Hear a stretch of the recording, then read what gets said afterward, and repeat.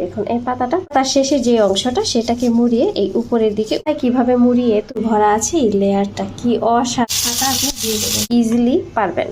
তারপর এটার আসলে আমি খেতে পারি, কিন্তু কিভাবে বানাই সেটা জানি না আসলে, ভয়েই বানাই না, কারণ এটা পারবো না ভেবে আগেই চুপসে যাই। এই কাজটা আসলে না করে যেটা করতে হবে, চেষ্টা করলে অবশ্যই পারবেন। তো আজকে আমি যেটা দেখাবো, আমার হাতে দেখতে পাচ্ছেন পাতা, এটা চাল কুমড়ার পাতা। তো চাল কুমড়ার পাতা দিয়ে যে কুমড়া পুর ভরে যেই পুলি তৈরি করা হয়, সেই পুলিটা কিভাবে শেপ দিতে হয়, পাতার মাঝে ভাঁজ দিয়ে কিভাবে ভরতে হয়, সেটাই আজকে আপনাদেরকে আমি দেখাবো। তো এটা খুবই সহজ, শুধু যদি মনে মনে ভাবেন যে আমি পারি না বলে বসে থাকেন, তাহলে করতে পারবেন না। তো চেষ্টা করতে হবে। তো কীভাবে তৈরি করতে হয় চলুন দেখা যাক। আমার এখানে কুমড়া পাতা আছে, পাতাগুলো কিন্তু আমি আগে ধুয়ে রেখেছি, একদম ফ্রেশ পরিষ্কার পাতা। তো এটা আর এখানে তৈরি করে রেখেছি পুর, যেটা এটা চাপা দিয়ে তৈরি করা, রসুন পেঁয়াজ চাপা সেই সব একসাথে আগে ব্লেন্ড করে নিয়েছি, তারপর তেলে একটু ভেজে নিয়েছি। দেখুন কাছ থেকে ভালোভাবে দেখিয়ে দিচ্ছি। তো আমি এখান থেকে এভাবে 1 চামচ পরিমাণ পুর নিব, আর সেটা পাতায় কিভাবে মুড়িয়ে তৈরি করতে হয় কুমড়া পাতার পুলি, চ্যাপার পুলি বলে অনেকে, তো সেই চ্যাপার পুলি। তো চলুন দেখা যাক। আমি এখানে একটা প্লেট রাখলাম, এই প্লেটের উপরে আমি একটা পাতা নিব, চাল কুমড়ার পাতা। তো পাতাটার এই পিঠটা না, এই পিঠটা সবুজ কালার থাকবে, ভাজার পরে দেখতে সুন্দর লাগবে। তো এই পিঠে আমি এই যে 1 চামচ পরিমাণ যেই চ্যাপার পুরটা তৈরি করেছি সেটা নিয়ে নিলাম। পুরটাকে একটু ছড়িয়ে নিব, নেওয়ার পরে এই ভালো করে খেয়াল করে দেখুন, এই পাতাটা প্রথম এই দিক থেকে এভাবে ভাঁজ দিব, দেওয়ার পর আবার এই পাশ থেকে যেটা নিয়ে আসবো সেটা এভাবে ভাঁজ দিব। খুবই সহজ। একটু চেষ্টা করলে আপনিও খুব ইজিলি পারবেন। তারপর এখান থেকে এভাবে একটা ভাঁজ দেব, এই হয়ে গেল। আর আমার এই পাতাটা কিন্তু খুবই ছোট ছিল, যার দরুন এতটুকু হয়েছে। তো যদি বড় পাতা নিতে পারেন তাহলে আপনার এই চাপার পুলিটা আকারে আরও বড় হবে। তো এইভাবে ভাঁজ দেওয়ার পরে জাস্ট উল্টো করে রেখে দিবেন। উল্টো করে রেখে দিলে এটা কিন্তু খুলবে না, এভাবেই থাকবে। তো আমি আরেকটা পাতা নিয়ে নিলাম, দ্বিতীয় আরেকটা পাতা আপনাদেরকে বোঝানোর জন্য। তো আমি এখানে আবার নিয়ে নিচ্ছি 1 চামচ পরিমাণ। এই যে চাইলে আপনি এই পুরটা আর একটু কমও নিতে পারেন। আর এই চাপার পুলির যে পুরটা, এটা কিন্তু একটু ঝাল হয়, আর ঝাল না হলে কিন্তু খেতে ঠিক টেস্ট লাগবে না। এটার আসল স্বাদ কিন্তু ঝালে। তো আমি এই পাশ থেকে যে দেখুন কিভাবে এই পাতার যে অংশটা বাড়তি, এটা এই পাশ থেকে মুড়ি এটার উপর দিচ্ছি, আবার এটাও এই পাশ থেকে মুড়ি এটার উপর দিচ্ছি। খুবই সহজ, আপনি ইজিলি করতে পারবেন। আর এই পাশ থেকে মুড়ি এইভাবে দিলাম, যার ফলে ভিতর থেকে পুর বেরিয়ে আসার কোনো চান্সই আর থাকবে না। আর এই পাশ থেকে এভাবে দিব মুড়ি। এটা কিন্তু আপনার সেলাই করতে হবে, টুথপিক আটকাতে হবে, তেমন কিছুই নেই। যে দেখে যেমন ভাবতেছেন এখন খুলে যাচ্ছে, যখন এটা আমি ফ্রাই প্যানে দিব একাই বসে যাবে, একটু খুলবে না। তারপর উল্টিয়ে এভাবে রেখে দিব। দেখতে পাচ্ছেন কত সহজেই তৈরি করে ফেলছি। প্রায় সবগুলো পুলি আমার বানানো শেষ। আপনাদের বোঝার সুবিধার্থে লাস্ট আরেকটা পুলি একদম কাছ থেকে আমি দেখিয়ে দিচ্ছি কিভাবে বানাই। প্রথমে পুরটা এভাবে রেখে একটু ছড়িয়ে নিচ্ছি, যাতে শেপ দেওয়ার সময় খুব সুন্দরভাবে ভাঁজ দেওয়া যায়। তো ছড়িয়ে নেওয়ার পরে পাতার যে ডান পাশের অংশটা খুব ভালোভাবে খেয়াল করুন, এটাকে জাস্ট মুড়িয়ে এইভাবে দিয়ে দিলাম, পুরোটা ঢেকে দিলাম। আর এই বাম পাশে যে অংশটা সেটাকেও জাস্ট এইভাবে মুড়িয়ে পুরোটা ঢেকে দিলাম। যদি পাতা বেশি বড় হয় তাহলে এই পার্টটাকে এভাবে ফোল্ড করে নিতে পারেন, কোনো সমস্যা নেই। আর আমার যেহেতু ছোট পাতা, তাই ফোল্ড না করলেও চলবে। তারপর একটু ঘুরিয়ে নিয়ে জাস্ট 4 কোণ যেহেতু শেপ দিব, সেই জন্য এটাকে এইভাবে নিব। এই যে নেওয়ার পর দেখুন 4 কোণ একটা ভাব চলে আসছে।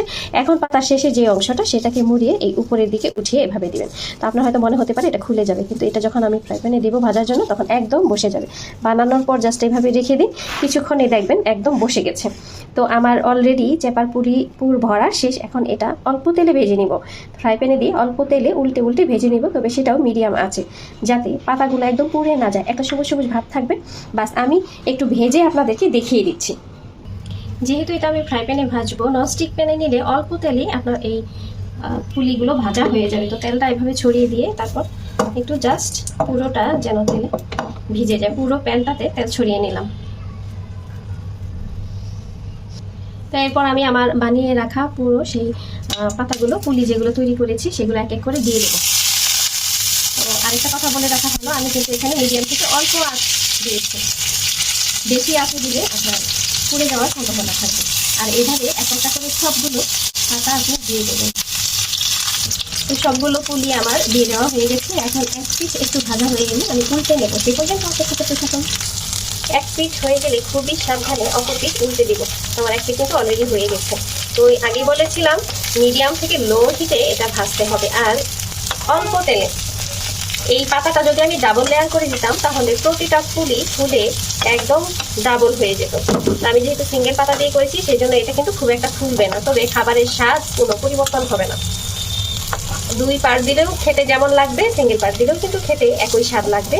2 পার্ট দিলে হয় পাতার পরিমাণটা বেশি থাকে আর এক একটা ফুলই ফুলে ডাবল হয়ে যায়, আর সিঙ্গেল পার্টে কিন্তু ফুলবে না, যেহেতু বোটার সাইডটাতে একটু ফাটা রয়ে গেছে, তো গ্যাপ থাকার কারণে সেজন্য ফুলবে না। এটা একদম গাঢ় সবুজ একটা কালার হয়েছে, পুরিনি কিন্তু। তো এইভাবে ওই পিঠটা যখন আর একটু ভাজা হবে তখন আমি এটা নামিয়ে নেব। তো ভাজতে থাকি এখন। চলুন দেখি এবার আমার কুমড়ো পাতার পুলি কেমন হলো। চাপার পুলি যেটাকে বলে, চাল কুমড়ো পাতার আমার কিন্তু পুরোপুরি ভাজা শেষ। এখন এটা রেডি খাওয়ার জন্য, তো আমি প্লেটে উঠিয়ে নিচ্ছি।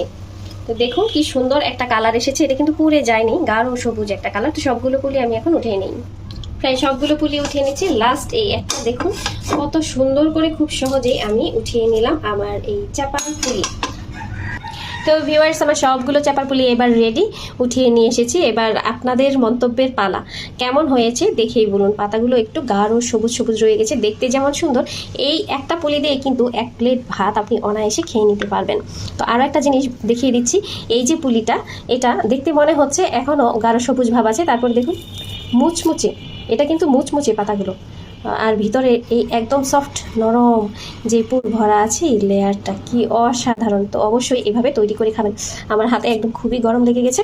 তো আজ আর নয়, এই পর্যন্তই। আমার এই চাপার পুরি তৈরি করার এই ভিডিওটা আপনাদের কাছে কেমন লাগলো অবশ্যই সেটা কমেন্টে জানাবেন। তবে আমি চাইছি যদি আমার কোনো ভুল ত্রুটি থাকে বা যা ভুল হয়েছে সেটাই যেন আগে লিখে জানান, যেন পরবর্তীতে আমি সেটা সংশোধন করতে পারি।